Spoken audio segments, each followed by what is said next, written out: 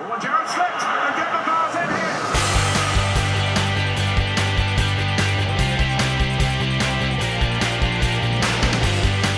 Rodriguez again. It's a stunning ball.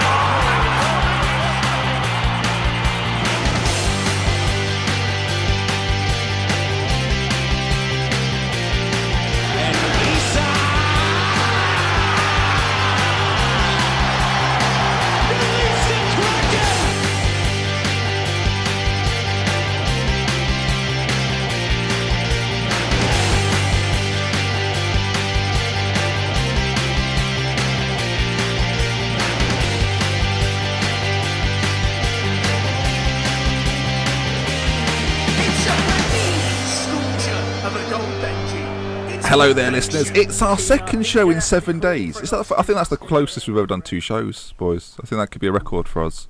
I mean, it is in the last 2 years. In the last 2 years, lifetime of the ForTheFans podcast. Now, a few things to announce before we get on to today's show. Good news and bad news. Bad news, no feature, boys. Boo. Yeah, mainly because I did one this week. If you want to go enjoy the 30-minute feature I put out earlier on, it was a bumper feature. Go and listen to the previous feature. And the good news, though, is that much like the World Cup, many of you may have found us through the World Cup, we are doing Euro shows. Now, again, more bad news. They won't be daily, but they will be at least probably twice a week, and maybe an extra one thrown in every now and then. But we're definitely committing to 2 a week, aren't we, gentlemen? Yes? Yeah. Could we just discuss how mental was it that we did a show every week that was 40 minutes long in the World Cup? Yeah, I question what we were doing then, really. Yeah. Every day? Every day. It was every day, Every day. We recorded it in the morning. In time zones were kind because it was like Brazil, so they played kind of later on for us. So we had like the early kind of afternoon to record. But still. We had recording at 12:30. Prep at 10:30, and then we'd be on BBC Radio Manchester at 3:30. Back in our prime. Those were the days. Phil, if you're still listening, then we'll come on again for the Euros. Not a problem. Can I just say, you know Kay Crudson, who worked at BBC Radio Manchester? Loved Kay. I have her on LinkedIn. Do you? I do. There's a little link right there. Kay. There's our in, Jack. There's our in. Kay Crud. Right, I'll hit her up on LinkedIn. Is that how it works? I remember LinkedIn? I was loving Craig Crudson after we recorded. I remember I was Craig Cruton. No, she was called Kay Crudson. That memorable. Beautiful. It's beautiful. She is. If you're still listening, Kay, then get in touch. You know, maybe we can rekindle the fire. Now, let's get. Sorry, it was that little bit off piece. But yes, we will be doing plenty of shows, and also we're going to do 6 group stage podcasts coming up on your iTunes very soon. So if you feel like your iTunes has been flooded, don't worry. They're all different shows. They are group stage previews for each group stage, much like we did for the World Cup.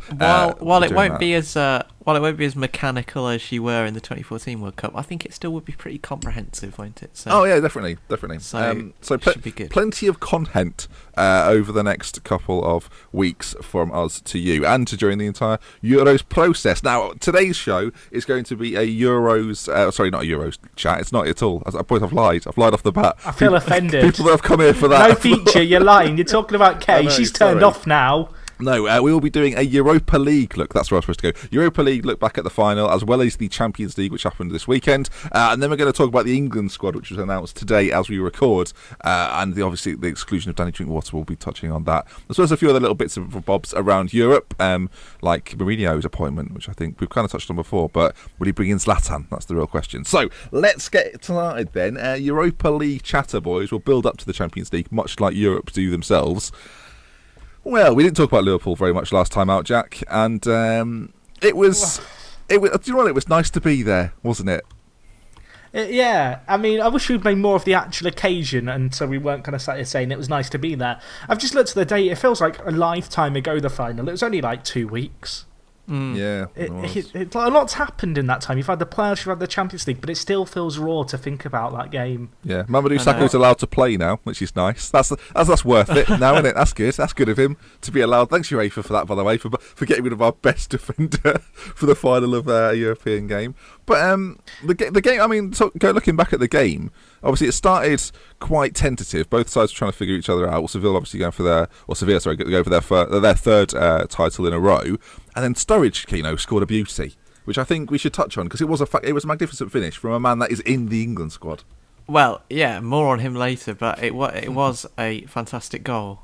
I think it sort of just showcased exactly what Sturridge is about as a player, and you could argue that, as we will talk about later, he offers something that no other striker does who's English, and that is just there's an X factor to his play. And I think while Liverpool, I mean, obviously it was a game of two halves in the sense that Liverpool was so good in the first 45. I think that goal kind of masked what was actually a fairly even first half, but it was just a moment of genius that sort of tipped the balance in Liverpool's favour, I think. Yeah, there was a good 20-minute spell in that game that just sort of, arguably the first 20 minutes actually, that just like sort of nothing was happening. It was like you'd get so far with the ball and then it'd just be misplaced pass given away. Because there was a lot of nerves on that pitch, which is strange when you think that Sevilla had been there for a third time, Jack, and then Liverpool obviously had a magnificent run to get there. They beat Villarreal, they beat Dortmund, they beat Manchester United, 3 big teams in the sort of the context of the Europa League.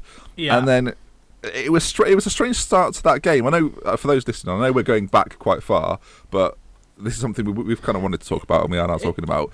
But it was strange to see Liverpool look nervous. You don't expect that from a Jurgen Klopp side these days.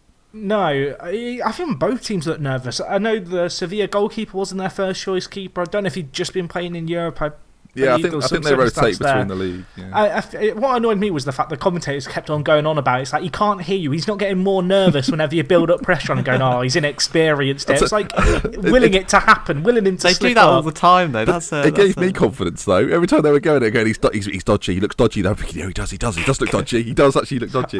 I watched back the highlights. He didn't look dodgy on many of them. There was one corner where he could have come out to it and he just let it go beyond him. And they were like, oh, he should have come and claimed that. It's like, well, he didn't need to. I think he had two or three. He had 2 or 3 in the first half that were a little bit iffy, where he could have claimed it a little bit more, sort of, I don't know, a bit more assertively, and he didn't do that.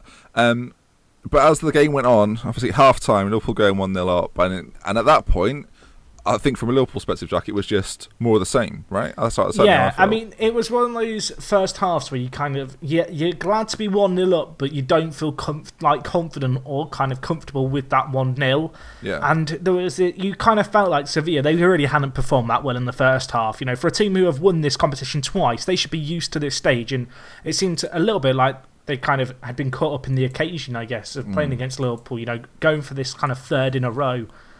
And you kind of knew that in the second half there was going to be a point at which Liverpool faced an onslaught at goal. It just had that feel kind of about it. I didn't expect it to happen after like 20 seconds. I was going to say, the onslaught happened pretty quickly. Did you expect it second half? Who did you actually walk in as a neutral in this? I guess technically you should support the English team, so I hear all the time. I don't necessarily believe that. But how did you, like, watching the game, how did you read it at half time? Did you think it would go Liverpool's way? Did you think Sevilla would have to come out stronger? Well, this was the thing that made it such a strange game to me, was that the goal came so early in the second half that I think it almost nullified any sort of balance to the game that had already been there. As in, you know, when did the goal come? It was about a minute after. It was literally straight away. It was like the first. Yeah, Moreno should have done something. I think that it wasn't so much. I mean, if Liverpool had conceded a goal maybe 5 or 10 minutes later, I don't think it would have affected them in the same way. It was such a bombshell that it sort of skewed the game in a kind of a way that was quite unfair and not really representative of how both teams played. Yeah. And then from that point onwards, obviously Sevilla were able to capitalise. I feel like it made Liverpool feel like they'd wasted a half. Do you know what I mean? Yeah, I feel like Liverpool had come out in the first half, played okay, got their goal, gone 1-0 up, come out for the second half, and before they know it, that first half is irrelevant. Actually, there was no more to it, and I think that they were doing quite a lot of closing down. They were doing the getting and pressing that Klopp obviously likes, but it just felt like the wind was completely taken from under them, and from that point on, there was this sort of. Watching it, I had a kind of a silent inevitability of, I don't think we're going to come back into this. Because I think it's worth noting as well, Coutinho wasn't playing well, Firmino wasn't playing well. Wait, was he on the pitch? Yeah, well, yeah, questionable. And apart from Sturridge's goal, actually didn't do that well. And another performer that stood out, and I'm not going to talk about Moreno yet, Jack, I'll let you have a go at him. But Emre Can has been great in this competition, but it looked like it was a little bit too soon. He'd just come back from a bit of an injury, and then obviously he'd had a little break, and he looked like a player that hadn't played that much football in that month. and he looked a little bit cold, and I think that was a shame. And when you've got a Sevilla team that have got some very technically excellent players, I thought Banega was fantastic. Anyone want to sort of utilise about Banega? Yeah, he was very solid. I thought Gamero was actually the player who stood out for me. Yeah, first half poor, but then second half really came into it, I thought. Yeah, he made a lot happen for them. Like, he got the one goal, and he got that goal after 17 seconds, but he was kind of playing as this lone man for a lot of the game with, a few players off him. And in the first half, he was very isolated, but, he found some space in the box for their first goal after 17 seconds, and as you said, there was this weird inevitability about it. It seemed like it really galvanised Sevilla. Like, they suddenly thought, yes, we can win this. We're in this situation, and I don't even know how to... I've got to be honest, when I was watching this game for the first time, I have watched it back since in full, just because I enjoy heartbreak. I was so emotionally involved in it that you didn't really... You don't watch the football in terms of what's actually happening, on the pitch. Does that make sense? You're not looking at it analytically. You kind of heart's in everything. When it goes forward, you're a little bit nervous. When I watched it back the second time, Liverpool were absolutely awful. And Banega really ran the show for them. I thought Coke, the guy who scored 2 for them, he was very good. He's been a really consistent performer for Sevilla this season, really. Yeah. Was he originally a defender? Well, he was a right back for a long time, and then was sort of converted to be a bit more of a midfield player. But still, obviously can still play at right back. Yeah. He's basically the Spanish James Milner, Jack, if you like. But Koke's first goal, is it Coke or Coke? I don't really know. Everyone just says Coke. Everyone was doing the Coke jokes on Twitter. We don't want to get sued by Pepsi company. All right, we'll say that Spanish guy. His first goal, where I think it was Vitolo, played it into Banega, gave it back to Vitolo, and then all of a sudden, swish, and Coke scored a great goal. It was like a lovely sort of inside of the foot, far post though, and we was well beaten. And I think at that point, I think the writing was on the wall. I feel like I knew that it was we weren't getting it back. It didn't have that feel about it, did it? It looked like the players were so deflated from that first goal. I honestly think if Sevilla were to score 5 minutes later in the second half, Liverpool would have come back stronger. Well, precisely. Yeah, I think Kino made that point. And then obviously they settled it, and even though it was at 70 minutes, I wasn't that inspired by sort of an unfit, well, not an unfit, but I think Origi had been out as well for a little bit. Joe Allen comes on, Benteke comes on. And you just feel a bit like, well, all our creative players and all our impact players are already on the pitch, and they're not having an impact. So, Coutinho got a great assist for their third goal. Fantastic through ball. Everyone stood raising his hand. I think to talk about this, we intentionally didn't talk about Liverpool during our Premier League preview, but in terms of the job that Klopp's got to do now. Well, Kino, where do you think the biggest areas of improvement are needed? Do you think it's just a stylistic thing, or do you think there's actual personnel problems within Liverpool? I think because the league finish was poor as well. We shouldn't forget that. It was poor, and I think that everyone really sort of cut Klopp the full amount of slack for that, because he wasn't. No one really expected him to turn around the league form with the squad that he had. And I think the Europa League was a good target in terms of going forward. I think you're in quite... It's a positive situation to be in, because obviously you've got a fantastic manager who will build a team in his image. He's going to get a lot of time because he's Jurgen Klopp. I think, to be fair to FSG, they gave Rodgers quite a lot of time as well, so they'll almost definitely give Klopp time. And so there's only going to be improvement, I think, from Liverpool. The personnel, to me, I feel like a lot of those players... It does sound a bit cliche, but I genuinely don't think they're Klopp's players. I think there are maybe about 7 or 8 who can play the style that he wants. I'm not sure players, although they've been good for him this year, like Firmino, sort of fit into the way that Klopp sort of sees him playing, and maybe even Coutinho in that as well. But there's lots of talk of Mario Götze, and that would to me be a logical transfer. But I guess the point I'm making is that if that signing became a reality, then there's not enough room for all those three, in my opinion. So and Lallana. And Lallana, yeah. You're trying to change something there. I mean, I'll say as a Liverpool fan now, I don't think the Götze transfer will happen. I think there's kind of been talk on both ways of, it's really likely that he sacked his agent, and all of a sudden it's not very likely, and then kind of it sparks up again of, it might happen.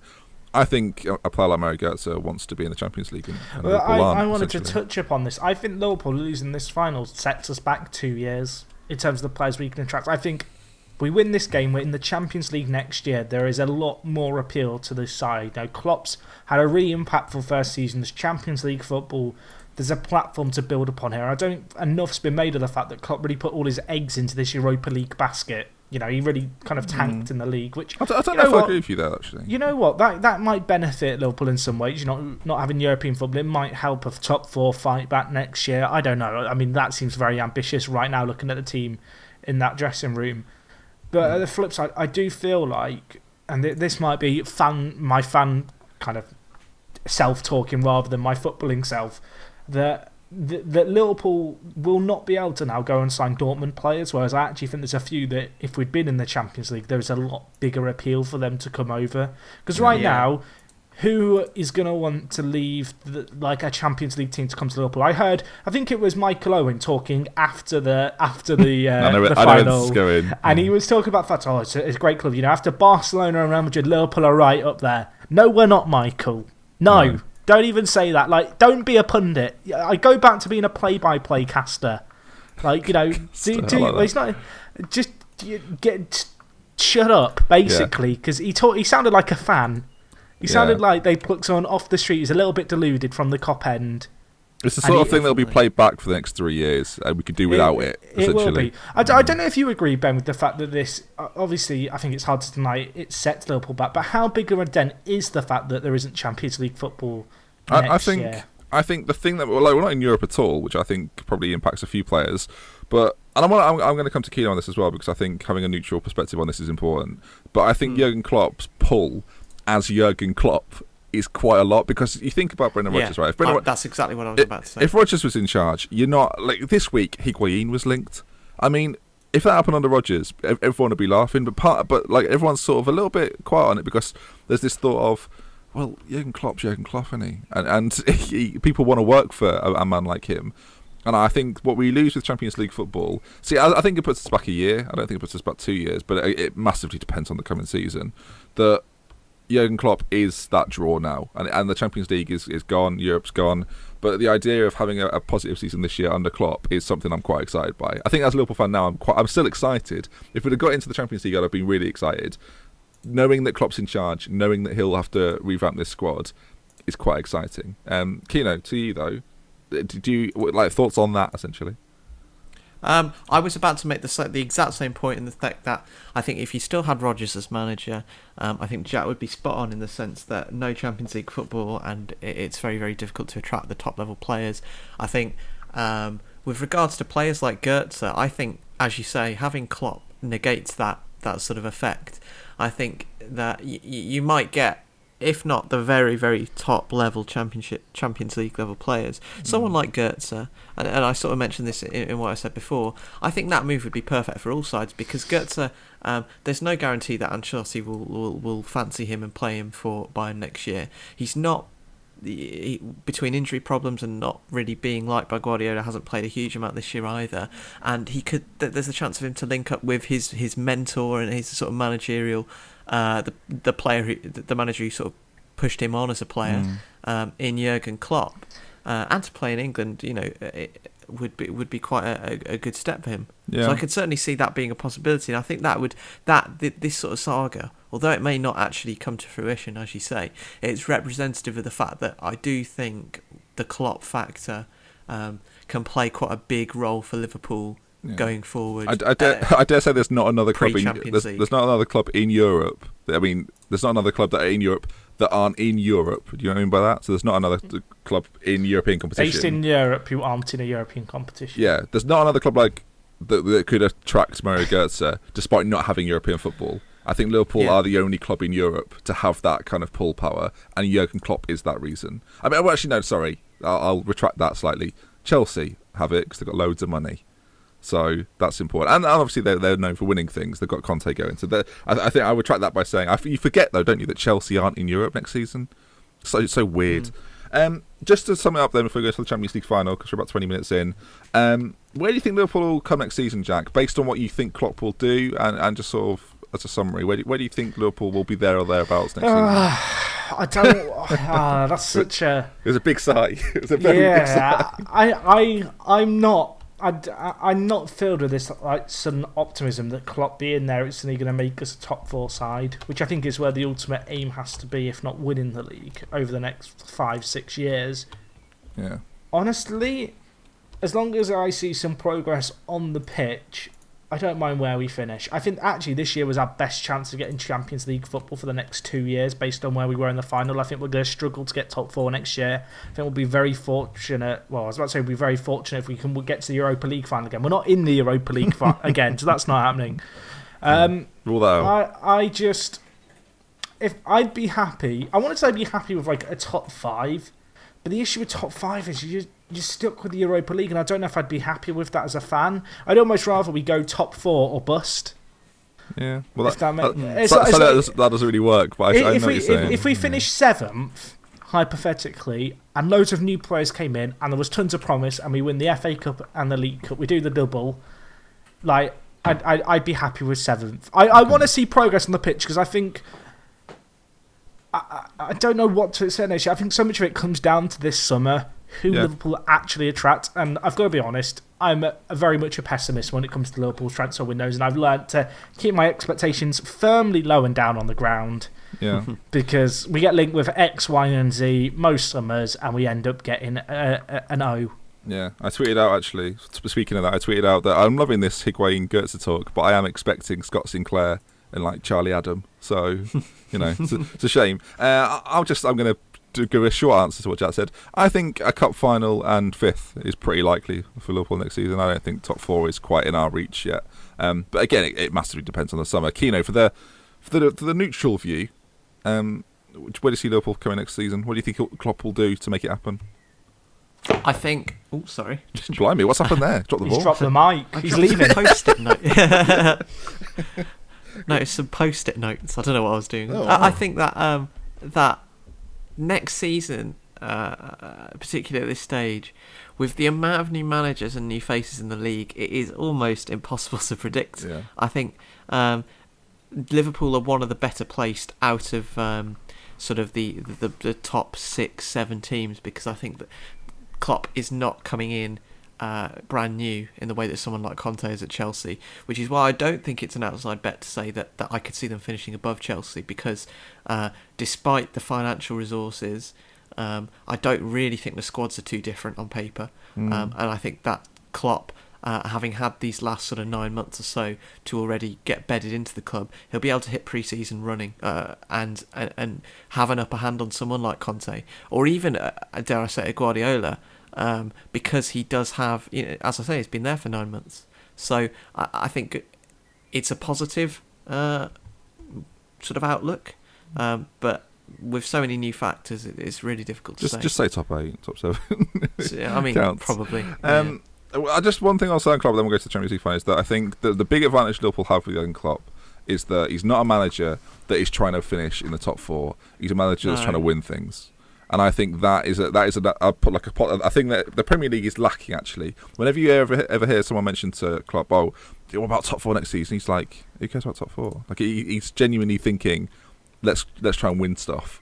And I think that's quite exciting. I think he knew he couldn't win the Premier League, so he just went, whatever, and then just went for the Europa League. Didn't work out. We move on.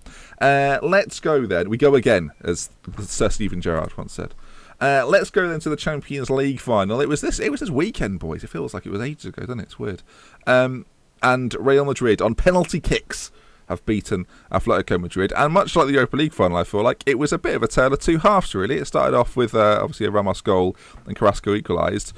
How do we see the game then, Jackie boy? What do you make of it all? Did you think Atletico were unlucky, or was it just one of those games? I did think Atletico were unlucky. I actually think the better manager lost. The manager who made the better decisions changed the game with his subs. And do you? Yeah, I think Zidane set up his team very well to begin with. But in the second half, Simeone really he adapted his team while he brought on Carrasco, who had this immediate impact, looked like he was really making a difference. And yes, Real Madrid were forced into a few changes. I think the change of Kroos coming off was very questionable. Very early, I thought, actually, that move. I feel like in this game, Atletico perhaps played the game better, and ultimately they've just got unlucky with, the nature of penalties, really. I don't know if you guys agree that the better manager lost. I feel like looking at this game, football and big matches are defined by the big decisions. And I think Zidane was quite fortunate a few times with perhaps some of his changes. And I think Atletico, they I don't want to say they dominated the game, but they looked very good, particularly for the 90 minutes. So I thought after 90 minutes, actually, Real Madrid definitely looked the more likely to get that kind of all-undecisive winner. Yeah. Well, obviously, Atletico missed the penalty. I think that that was such a massive thing. Start of the second half.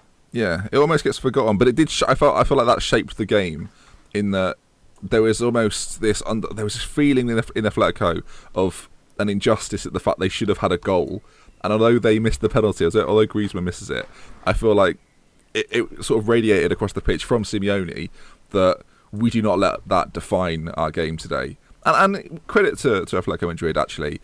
Not many people have spoken about that missed penalty because I think their performance beyond that was actually very good. And obviously they got the goal. Kino, Jack thought Zidane made errors. From the other side, what do you make of Simeone? Or overall?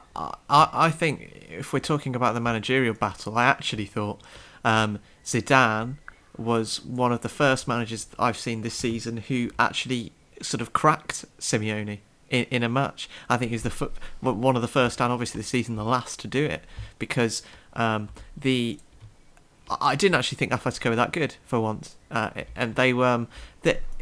Although as the game went on, I think there were a few fitness worries with Real Madrid, and they started to show, particularly people like Ronaldo, who I thought was totally off the pace. But we could talk about him in a bit. Atletico started to come into it more, but in the first half, I thought really. Zidane, I'm not totally sold on him as a manager just yet, but I think he has to be given his due for how he handled this game, because Real played the way that you should play against Atletico, and really for people like Leicester and those kinds of counter-attacking teams, because Real Madrid kept the ball pretty well, but then when they weren't in possession, They did almost what they did against City, and they've shown that they're very good at, which is just to sort of fall off quite easily and give Atletico space. And a team like Atletico or a Leicester or a team that likes to play on the counter-attack didn't like that. And really, the game was not great to watch, I would say, throughout. And that is almost exactly what Zidane wanted. He didn't want an open game. He got a slightly cagier game, and I think that played into the hands of him because of the superior quality that they had. And while obviously they were unable to win in normal time, I think that another team might have not been able to succeed against Atletico in that same situation. Based on what you just said, I find I will talk about. We're getting to the tactical mind of football here. Do you think Madrid played quite Mourinho-y? Yeah, and to be honest, they and this is what I'm quite impressed with Zidane for. He's shown since he took over at Madrid. And I think this comes from the part because he is Zinedine Zidane, he's a legend. Yeah. I think he's shown willingness to sort of disregard a little bit what the fans sort of want all the time. And we've seen managers sacked from Madrid for while winning things, not playing football that the fans like. And Zidane, as he showed, for instance, in the semi-final against City, he doesn't really care about that. Like he's obviously he's a household name. They're willing to give him a lot of time, and he's willing to play in a style that might not be as pleasing on the eye to a fan of Real Madrid, but gets the results. And they've just won their 11th Champions League. And since he took over, I think Real Madrid have been the best team in Spain. And if the league had started from when Zidane took control of Madrid, they would have won. Do you think it's that Zidane is? I mean, we kind of talked about it with Klopp, but do you think at his core Zidane is just a winner and he cares about the win? He doesn't really care how it gets done. Absolutely, and I think that sets him apart from some of the other managers that have failed at Madrid in the past. But the reason I bring that up, Kino, is that it's a mindset that's changed in the last few years. It's that there's been this ideal that's kind of been perpetuated by Arsenal's Invincibles in many ways, but has carried on for years after that, and obviously Barcelona's tiki-taka with Guardiola as well, that the purity of football is so important and must be upheld. And you look at that Madrid side and you think, wow, there are some fantastic footballers in that team, but actually they put a shift in. And Jack, I want to talk to you about a player that didn't particularly put a shift in, and I actually feel was played for his fear factor rather than his actual ability on the day. But I didn't think Ronaldo looked fit for that game, and there was a lot of talk pre-game that he wouldn't be fit. Well, he scored the winning penalty, so he's like forever going to be associated with this final. Oh yeah, I almost feel it's going to be unfortunate in some ways. So I think there were bigger performers out there. I thought Bale really had a big game. Ronaldo is such a weird one, and I think the reason he wasn't taken off is because he's Ronaldo, because he only needs one half chance and he'll finish it for you. But in this game, I felt like Atletico did a really good job of I don't want to say they single-handedly eliminated him, because I feel like he just went missing himself in a lot of ways. But for me, I think Atletico did a very good job. As much as he praise upon Real Madrid, and Real Madrid looked very compact. They almost out Atletico. They kind of played how Atletico hate to be played against. And I don't know how well that suited Ronaldo. I feel like he said he looked sluggish. I think his lack of fitness was quite apparent. And playing the style of football they were, Bale was exhausted by the end. There was a lot of running required, and I almost feel like he did all this running to get around Ronaldo, that when he actually got the ball, he just didn't have the legs to do anything with it. Particularly as the second half went on, I was kind of amazed he didn't get taken off in some ways, particularly when you saw some other subs which were being made.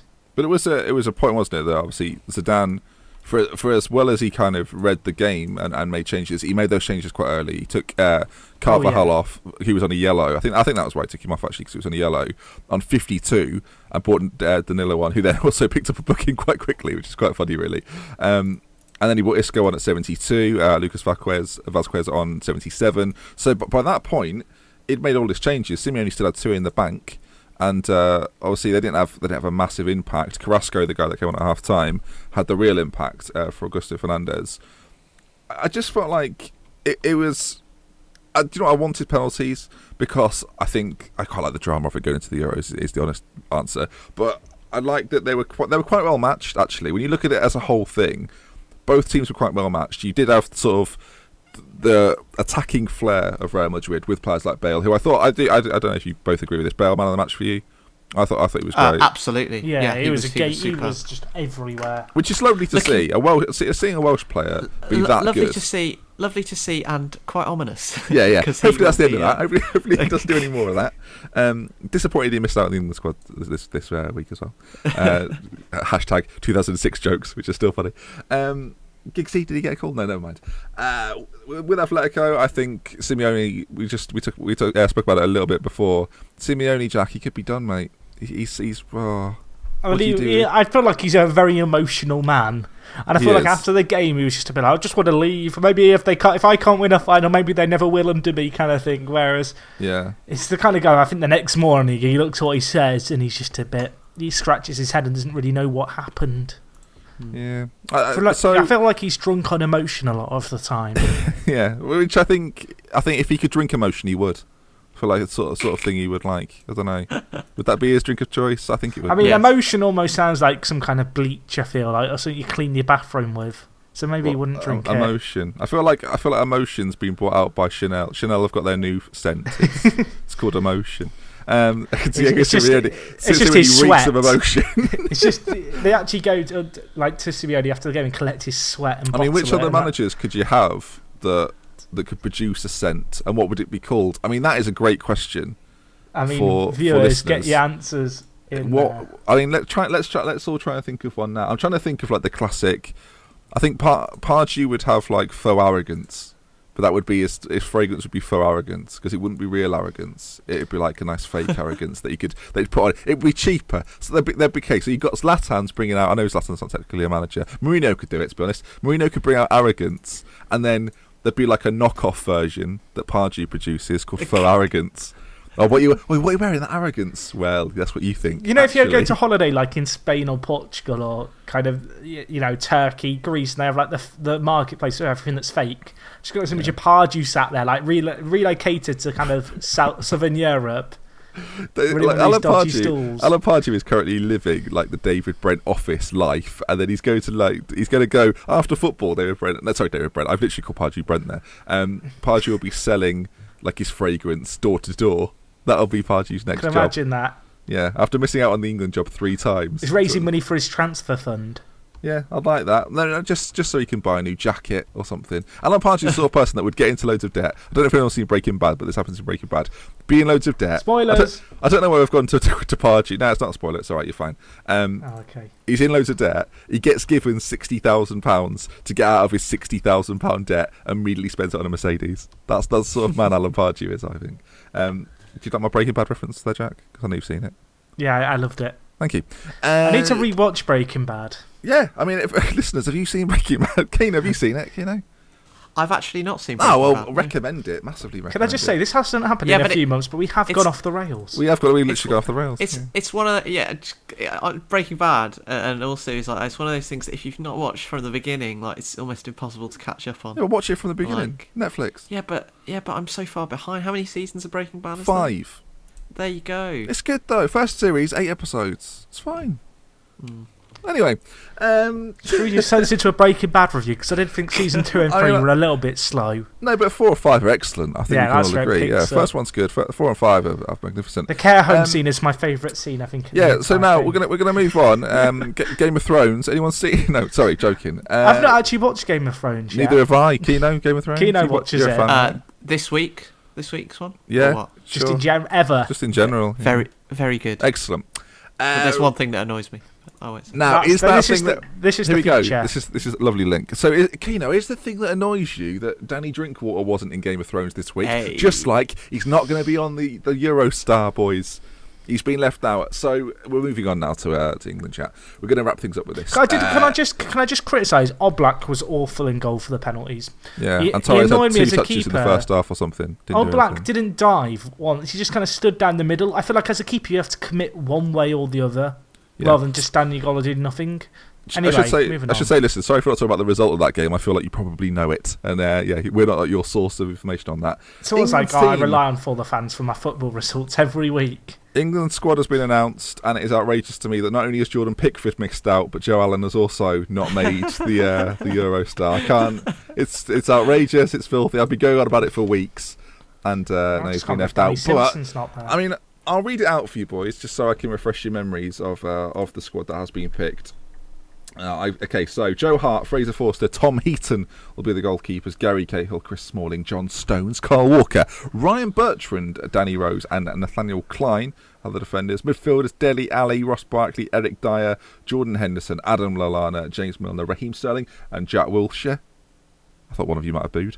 Wayne Rooney, not me. Harry Kane, Vardy, Sturridge and Marcus Rashford will complete the side with a plethora of striking options, but I do think that tells its own story, and we'll talk about that in just a moment. So let's go through. We'll go through it section by section, boys, and then we'll sort of work our way up to the strikers. Hart, Forster, Heaton confirmed now. I mean, that was always going to be it once he announced his preliminary squad. But how do we feel about that? I mean, it's kind of what we expected, isn't it? Yeah. I do feel like Heaton's a bit of a wasted ticket on the train. Yeah. But, I mean, who else are you going to put in, though? Joe Lewis. I mean, Jordan Pickford, who I've been watching the England's YouTube channel, and he's been making some lovely saves in training. So I think we should have given him the call, but I understand why he's not. But I'm still disappointed. I don't think there's any point in. I do buy into the idea that your third goalkeeper that you take should be like a younger player. It's just a waste of taking a Burnley. I mean, I feel like my appeal a few weeks ago when you ran on that. Are we all happy? There's been a bit of talk actually that people would rather see Fraser Forster, but are you happy with Hart starting the first game? Yeah. I feel like it's difficult to argue against it, really, because if you're going to pick anyone else, it's going to be relatively unproven. Yeah. Unless David James makes a return. Keno, how close do you think Fraser Forster is to be number one?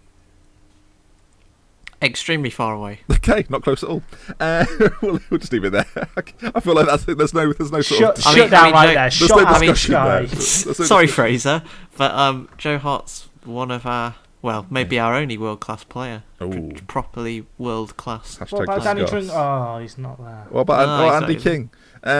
Defenders then. Gary. Reference game on point. Where's Morgan missed out, Jack? Feeling sort of about the defenders? Mate, I saw someone on Twitter not sarcastically saying, why isn't Wes Morgan been given a shout? To be fair, you didn't sarcastically say it. So.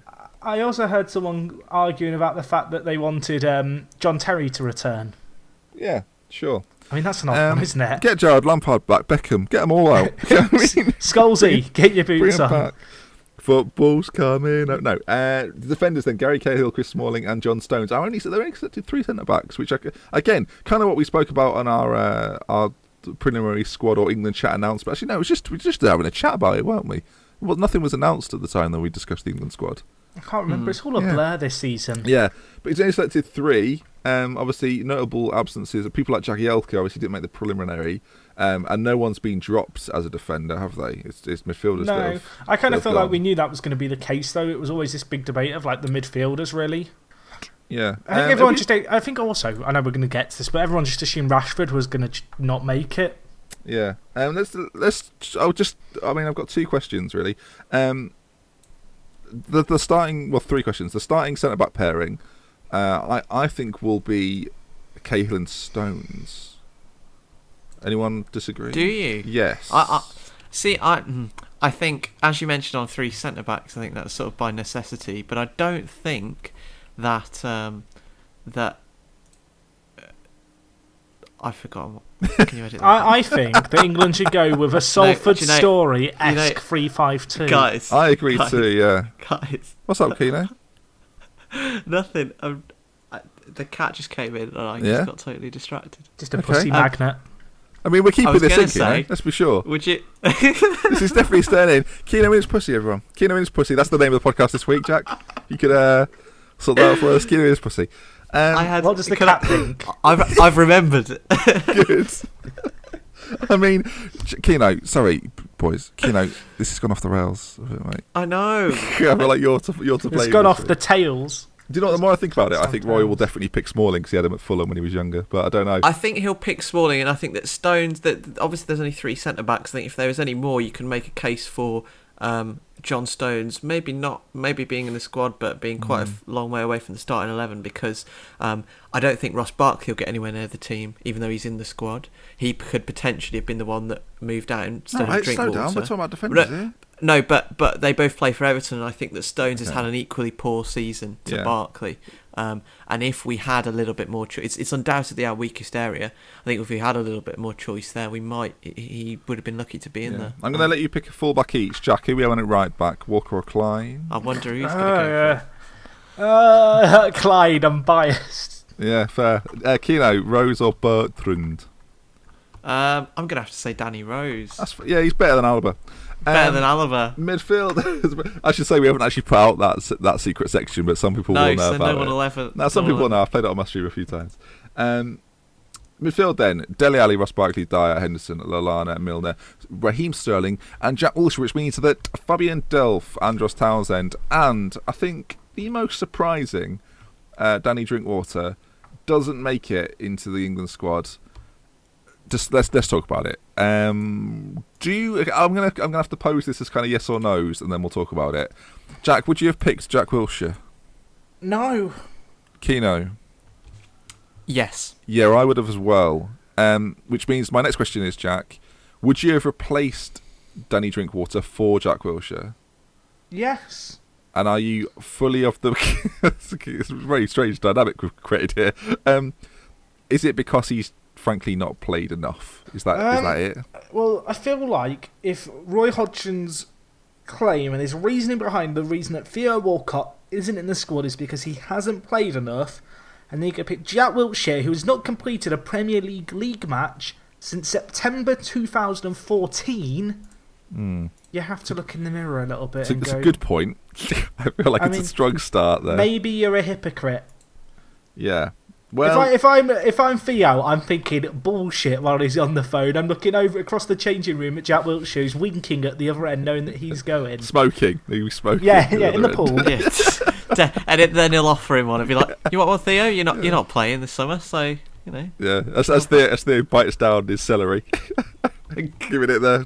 Just carry on eating it. I think in response to that, I'm not sure that the two are comparable, because Walcott is trying to break, or his position is one in which we have an awful. It's probably where we have our biggest embarrassment of riches, in those sort of inside forward positions, and the type of players that would play in the sort of 3 behind the 1.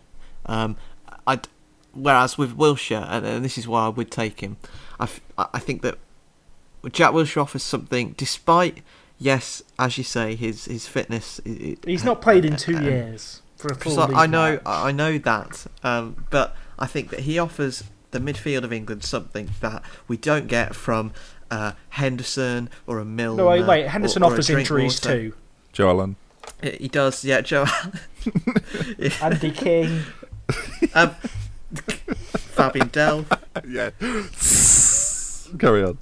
But I do think that he offers something that we don't have. And if you do play him alongside a Dyer and even a Henderson, he can dictate a game. He has that quality. But and also I think if you were trying to pick him, maybe even a World Cup, travelling a long way, I think in this sort of very small scale environment where you may only have sort of 7, 8, 9 games if we get that deep, which we probably won't, possibly even less. I think it is worth taking Wilshere over Drinkwater, who plays a slightly different style when he plays for Leicester, and as we say with Henderson, Dyer, etc., and Milner, it is not a dissimilar player to them in the way he plays. I think Wilshere offers something different. Okay. So in contrast to Walcott, I think that is why he has gone and Walcott hasn't. My response to that would be, how can we actually judge Jack Wilshere as a player off the football he's played in the last 2 years? And I think you're really clutching at straws with how do you gauge how good a player is? 2 years without making a full 90 minutes is a very long time. He's played for England, and quite frankly, I thought he was very underwhelming, particularly in the second friendly we've had. I think you look at Danny Drinkwater, who, if we'd been talking about him at the start of September, going, well, Jack Wilshere's injured, Danny Drinkwater's going to come in, everyone would be laughing. It would be the most preposterous thing you could ever suggest in football. The fact of the matter is that Danny Drinkwater plays for the champions of England, who will only have one player going to this tournament. And there's a few players, actually, that I think Danny Drinkwater could have gone ahead of, including Henderson. And maybe you could make a case for James Milner, although I think he offers so much coverage, it's difficult to justify dropping him.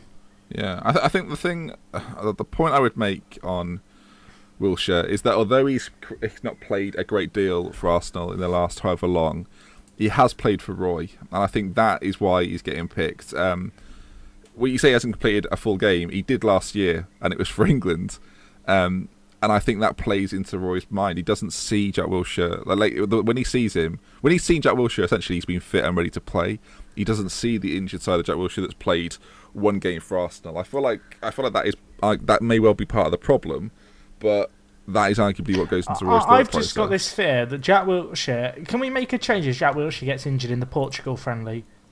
Because the issue that I have is... Yeah, I think you can. The issue I have kind of with playing injury-prone centre-mids is, in a game, a big international game, you're in the quarter-finals, say, you don't want to have to be taking off a centre-mid because he's not 100% fit, because he hasn't played enough football, or because he gets an injury. You want to save your subs really for those impact areas of the pitch, I feel. Okay, I'm going to kind of... Kino made... He kind of touched on it, but I'm going to go a bit more in depth in it, that when Kino says this, and I said it on Twitter and someone debated it with me, that Jack Wilshere offers something that no other player offers. I think you've got two... I'm going to go through all of it, really. You've got a defensive-minded player in Eric Dyer. You've got two workhorses in Henderson and in Milner. Then you've got Sterling, who will play maybe just in front somewhere. You've got Dele Alli, who I feel like is probably one of our X factors. I don't know what we're expecting from Dele Alli. Ross Barkley's the man for me that Drinkwater should have gone ahead of, because I feel like we've got enough of that. Lallana, I think Lallana is a bit lucky that he can also apply himself out wide, and if things go wrong there, then we can bring him on, and he will work hard, and he'll be a bit more defensive, and he's got that sort of that flair. No player out of all of those players, I don't think any of them control the tempo of an international match like Jack Wilshere can, and I think that is the big thing, that when things get difficult and the game is not being played at our speed, whether you bring him on or if he's starting, I think Jack Wilshere is the kind of player that can make the game revolve around him, and I don't think you can do that. I don't think Danny Drinkwater does that. I don't think Jordan Henderson does that. I don't think Milner does it. I don't think Barkley does it. I don't think Dyer does it. Dele Alli might be able to do it, but I think after one season in the Premier League, it's probably too early to tell. And I think that's why you take Jack Wilshere. You can afford to take a gamble when you go to the Euros or the World Cup. I think Roy's taking two. I think Rashford is, and I think Wilshere is.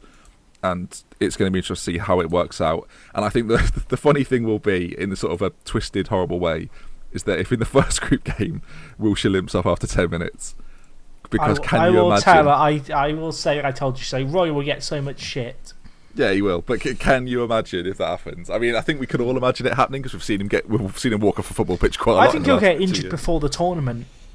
We'll see. I hope not, because I think he is one of our better. I think he's got a point to prove as well. I think he's got a point to prove in terms of showing that he is. Don't get me wrong. I don't dislike Jack Wilshere. I just think picking a player off form in one game for England or a few games in England is very unjust compared to looking at an entire season for a player. I'm not surprised, but I'm like, I feel like he can afford to take the risk. I just don't know if it's a risk worth taking. We'll find out. I guess me and Kino kind of back it, though. Onto the strikers, though, boys. Rooney's in, though I think he'll play deeper. He'll play where Wilshere plays when he gets injured. Rooney's in, but I think he'll play deeper. Vardy's in, but I think he'll play out wide. Hence, I think that's why Marcus Rashford's been called up. I really hope Vardy doesn't play out wide. Out on the left, where he plays for Leicester. It'd be very England. No, but not like as a left midfielder. I mean, shall we talk a little bit about what you the team that you would play? Because I think the way that the squad has been announced, I think sort of gives the clue that obviously Roy is going to use Rooney as a sort of a midfielder, either in the number 10 or even maybe further back if need be. Probably unlikely. But I think it does move towards the idea, and I think this is a good thing, that Roy is leaning towards playing a diamond. Yeah, I think diamond. I think that is when we have played at our best. If you look at the results, maybe I'll stand out 2 results that just pop into my mind. There could be more of the qualifying campaign, and then the friendlies, the Germany game, and then also the game away at Switzerland in the qualifiers, which I thought was probably our best performance of the qualifying campaign. Both of those used the diamond really well.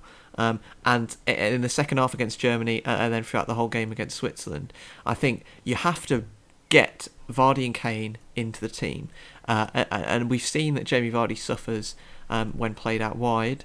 So the logical thing is, and of course Rooney prefers to play further back now, so the logical thing is to play Rooney in behind Vardy and Kane. You have both of them down the middle. It works because our fullbacks are athletes, so they like to get forward, and that's fine, or both sets of our fullbacks are, and we can also have that strong midfield 3.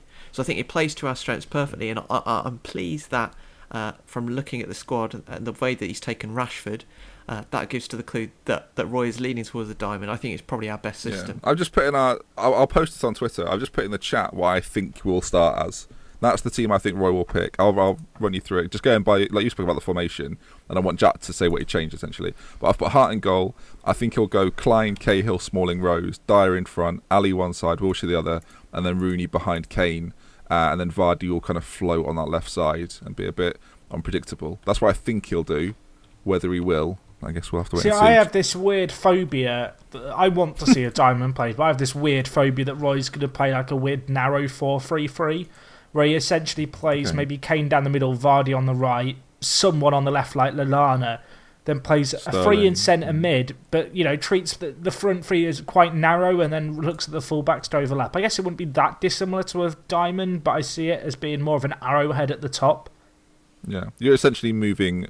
You're not playing like a cam to be FIFA. You're playing kind of 2 cams / lambs / rams. Yeah. It's gone very free now. Good grief. But I don't know if I'd hate that. I just feel like playing Vardy and Kane up top together as kind of a proper out and out strike force is that's why when I've been most excited about England of late. And I feel like there's this weird inevitability that every team plays a 4-5-1 or a 4-3-3 at any major tournament. I just hope that Roy is bold and goes with a diamond, because I like the diamond. Yeah. Any more points to make before we wrap this up? Can we talk about Rashford? Sorry, I know we touched upon really briefly. Yeah, of course. He scored after 2 minutes. I felt like at that point, he's going now, isn't he? He's proven himself after 2 minutes. Roy's loving it. Do you think he should go? I mean, if you're going to make an argument to say Wilshere should go based off his form, I think it's difficult to argue against Rashford's inclusion. I know he's inexperienced, but he's stepped up at pretty much every occasion that he's kind of had to this year. He's had a great first year. It's been a bit of a fairy tale. So obviously, he's broken into the United squad, scored a lot of goals, and then won the FA Cup. been announced in the England squad, made his England debut and scored, got a new contract at United, and this is kind of the final bit now, isn't it? Getting to the actual tournament itself. I'm going to paint a picture for you, Kino. You ready? Yeah. Okay, so 20 minutes to go. Kane, like the team I set out starts. So Kane and Vardy up top, Rooney through the middle. 20 minutes to go. We're 1-0 down to Wales. Who is Roy replacing Jamie Vardy with off the bench? Striker-wise. Sturridge or Rashford? Well, no, I want you to tell me. Which one? I still think Daniel Sturridge. Then what is the point? I think Rashford's there as a bit of cover out wide as much as anything, with him dropping Townsend. That's great. See, I think he there's a strong case for him to go. There's a strong case to take him. I'll say this very quietly because I'm a little fun. There's a strong case that you take him instead of Sturridge. Don't say it. Well, the thing is, Sturridge has been linked with an injury, hasn't he? Well, that's what I mean. I'm I stunned kind of he's in the thought. squad. I heard Sturridge was in. Well, you heard he was injured. Whether or not no one knows how true that is because he seems injured every other week. But you heard he might have a knock, and I'm sat there thinking, what if he's not 100% fit? Just take Rashford. I think technically, if we're discounting Rooney, because I think technically Rooney's still pretty good. I think technically Sturridge is our best striker. If everyone was fully fit, I think Sturridge is our best one. But he's not fully fit. He's not been fully fit for a year and a half. I'd be interested to know how many other national teams are taking 5 strikers to the tournament, because I don't think it'll be that many. Well, they take 5 attackers, but they're always 3 midfielders. Germany, the big news in Germany today is that Marco Reus isn't in the squad. Right, we're not doing Germany. That's in the group show. Save it for the group show. Remember, for the fans this next week, group show. You can hear all about our thoughts on Germany. Thanks, Jack. Yeah. Sorry. Okay, well, let us know your thoughts on the squad in the comment section. I'm sure there'll be plenty of people that disagree with everything we've said, but I'm interested to know. I think me and Kino might be getting some shit for our Wilshere chat, but I'm looking forward to that regardless. Give him do shit, you think boys. Andy King should have been included? Joe Allen, Fabian Delph, Christian Benteke? I'm just naming ex-Villa players now, Kino. Sorry. Any of them should have been in the England squad. Do let us know in the comment section. Stuart Downing came in. Ashley Young. It's a disappointing moment for him.